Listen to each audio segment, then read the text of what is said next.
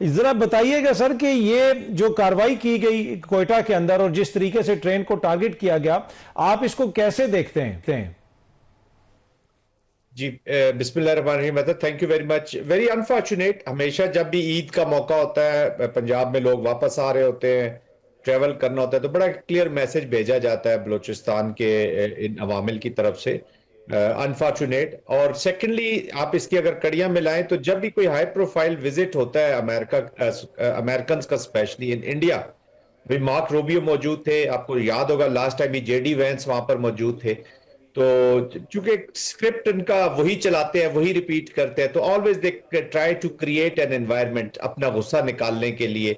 Secondly, एक एक policy है, डिक्लेयर्ड पॉलिसी है। It is a declared war Attar साहब, it is a declared war, जो प्रॉक्सी स्पॉन्सर्स भी हैं और उसमें। लेकिन इंपॉर्टेंट चीज है कि जो हमारे डोमेस्टिक फैक्टर्स हैं जिनको हमने एड्रेस करना है इन ऑल डोमेन्स, वो प्रायोरिटी पे रहे। और आई थिंक अभी ये मेडिएशन के बाद जो लीडरशिप का फोकस है, वो इस वॉर के ऊपर पॉलिसी तो अभी बड़ी क्लियर आ गई है। इस पॉलिसी को और थोड़ा सा एनहांस करना होगा, खासतौर पे जो प्रॉक्सी स्पॉन्सर्स हैं इंडिया, और जो बाकी रेड सिंडिकेट पूरा जो एप्लीकेशन करता है बलूचिस्तान के अंदर। क्योंकि बलूचिस्तान की जो अतर साहब, ये जो एप्लीकेशन है, it is strategic in nature. It's not an ordinary कि एक एक रगड बलोच टेररिस्ट का वो नहीं है काम कि वो वहां से इसको इसको कर रहा होगा। उसके पीछे पूरा माइंडसेट है, स्ट्रक्चर्ड स्टेट्स है, स्ट्रक्चर्ड एलिमेंट्स है। तो वो इसको फॉलो अप कर रहे हैं जी। तो इसको पूरा ठीक है। कॉम्प्रिहेंसिव एड्रेस कर। अच्छा सर, इस खदशे का पहले भी इजहार किया जा रहा था कि गुज़िश्ता बरस जो जंग हुई और उसमें जो पाकिस्तान ने भारत के साथ किया, कि उसके बाद ये लोग तेजी लेके आएंगे, अपनी प्रॉक्सीज के जरिए पाकिस्तान में इस तरह के हमले करवाएंगे। तो ये हम देख रहे हैं कि खैबर पख्तूनख्वा में भी हमलों में इजाफा हो रहा है, बलूचिस्तान में अगेन ये बड़ा अनफॉर्चुनेट इंसिडेंट पेश आया। तो कहीं ना कहीं हमें भी तो थोड़ा सा देखना पड़ेगा चीजों को कि कैसे हम इसके लिए प्रिपेयर रहें, और ताकि मुस्तकबिल में इस तरह के वाकयात को रोका जा सके। That's what I am saying ji. देखिए, ये एक स्ट्रक्चर्ड एप्लीकेशन है। ये कह देना कि एकदम ये एलिमिनेट हो जाएगा या आपके एक दो एक्शन से ये खत्म हो जाएगा, ऐसा है नहीं जी।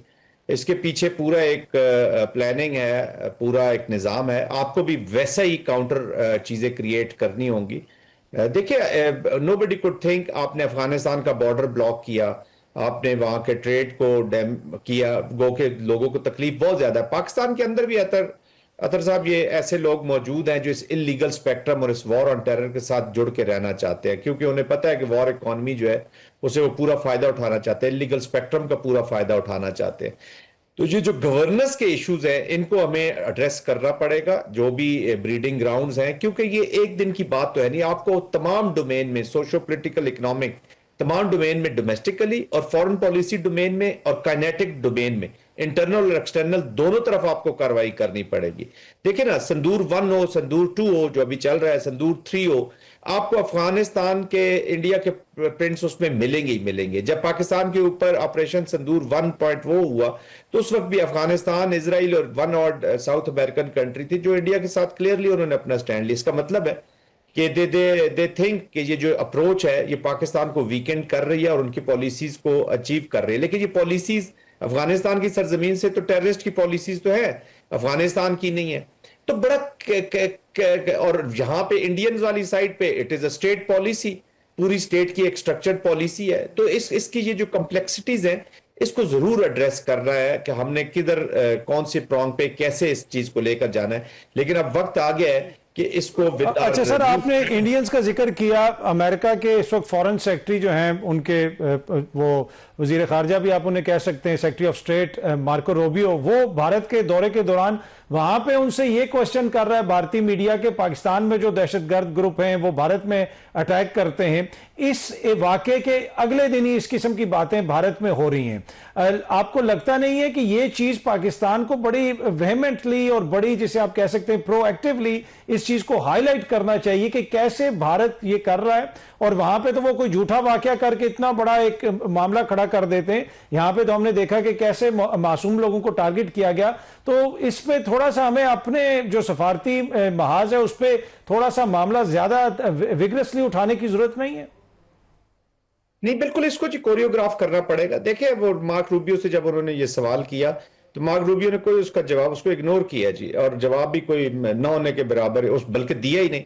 खुद इंडियन, और ये प्लांटेड क्वेश्चंस होते हैं, वी ऑल नो कैसे कराए जाते हैं, ताकि ये एक दफा बेसिकली अपनी डोमेस्टिक ऑडियंस को दिखाने के लिए ये लोग का मार्क रूबियो आया है और उसके सामने भी हम ये नुक्ता उठा रहे हैं, और ये हमारा जेन्युइन कंसर्न है, क्योंकि वो परपेचुअल स्टेट ऑफ कॉन्फ्लिक्ट में रखना चाहते हैं अपने लोगों को भी, डोमेस्टिक ऑडियंस को। बाकी तो आई थिंक बहुत बड़ी एम्बेरसमेंट थी, और जयशंकर भी साथ खड़े थे, वो भी एक लफ्ज नहीं बोले, दे वांटेड कि यहाँ से कोई स्टेटमेंट आ जाती टेररिज्म के खिलाफ और हम विक्टिम कार्ड प्ले करते। तो ऑलरेडी ऑपरेशन सिंदूर पॉइंट 1 में भी पूरी दुनिया ने इनके इस मौकफ को रिजेक्ट किया है। अब पूरी दुनिया को पता चल गया कि कमीलियन अप्रोच के साथ this has become their character, this is no more their tactics. फिर जो कनाडा में किया इन्होंने, अमेरिका में किया, जो बाहर परसू करते हैं, तो सारा American are aware of this what they are doing. America की अदालतों ने इम्प्लीकेट किया है जो निजर सिंह का, सॉरी, जो गुरवंत सिंह के मर्डर का जो प्लान का जो डिसीजंस वगैरह होते रहे वहां पे, अदालतें जो कार्रवाइयां करती रही हैं, तो उन्होंने इम्प्लीकेट किया है इनकी सरकारी एहलकारों को जो इसमें इन्वॉल्व रहे हैं। तो इसका मतलब है कि दुनिया को पता तो है, अतर साहब आपको और हमें भी पता है, सब दुनिया को पता है व्हाट एक्चुअली इज हैपनिंग। आपकी बात बिल्कुल ठीक है कि पाकिस्तान को अब इसको स्ट्रक्चर्ड तरीके से और जोरों शोर के साथ और प्रॉपर तरीके से परसू करना होगा, न सिर्फ इंटरनेशनल लेवल पे बल्कि रीजनल अलायंसेस भी अब क्रिएट करनी होगी, क्योंकि भारत का ये खतरा जो है ये जो एटीट्यूड है ये पूरे रीजन के लिए बहुत बड़ा खतरा बनता जा रहा है।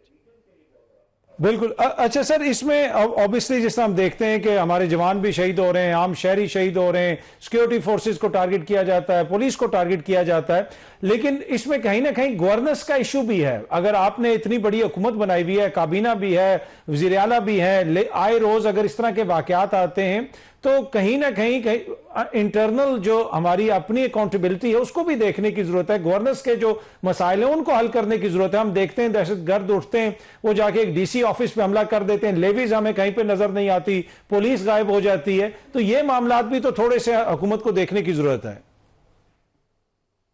ये अतर सब थोड़े से देखने की जरूरत नहीं है, ये सबसे ज्यादा देखने की जरूरत है इन मामलात को। जो इनसिक्योरिटीज एस्टेब्लिश होती है वो पूरे गवर्नेंस के कॉरिडोर से एस्टेब्लिश होती है। और आप कुर्रम देख लें, आप यहां पर देख लें, वो के present chief minister is striving very hard, लेकिन वो कहते हैं ना वो आदतें आराम से ही सीधी होती है, टेक्स टाइम।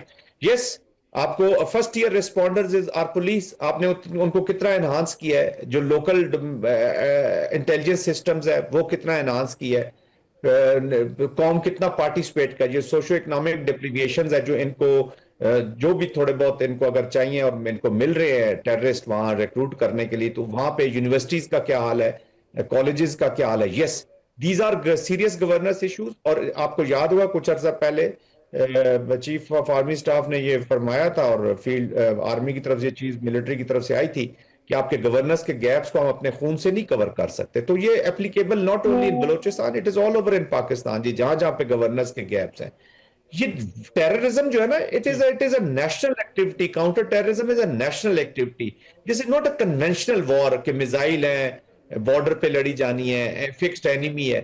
हु नोज कि आपके घर में ही 2 एनिमीज आपके बैठे हों जी, हु नोज कि कौन किधर तक पहुंच चुका है, रेडिकलाइजेशन किधर तक चली गई है, सबवर्जन किधर तक इफेक्टिव हुई हुई है।